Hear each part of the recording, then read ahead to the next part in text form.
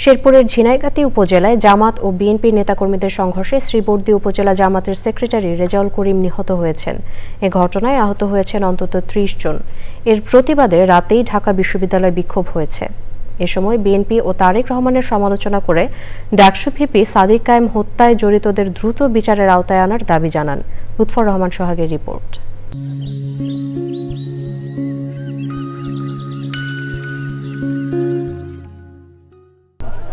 শেরপুর ৩ আসনে নির্বাচনী ইশতেহার পাঠের এই অনুষ্ঠান শেষ পর্যন্ত রূপ নেয় সহিংসতায়। বিএনপি ও জামায়াতে ইসলামীর সমর্থকদের সংঘর্ষে প্রাণ হারান উপজেলা জামায়াতের সাধারণ সম্পাদক। ঘটনার প্রতিবাদে রাতে ঢাকা বিশ্ববিদ্যালয়ে বিক্ষোভ করে শিক্ষার্থীরা। মিছিলে স্লোগান ওঠে বিএনপি চেয়ারম্যান তারেক রহমানের বিরুদ্ধেও।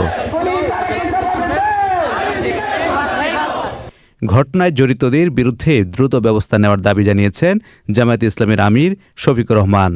এদিকে রাতেই শেরপুর জেলার আহ্বায়ক কমিটি স্থগিত করেছে বিএনপি। সংঘর্ষের পর ঝিনাইগাতী উপজেলা সদরে থমথমে পরিস্থিতি বিরাজ করছে। অপ্রীতিকর ঘটনা ঠেকাতে ঝিনাইগাতীতে সেনাবাহিনী মোতায়েন করা হয়েছে। লুৎফর রহমান সোহাগ, চ্যানেল আই।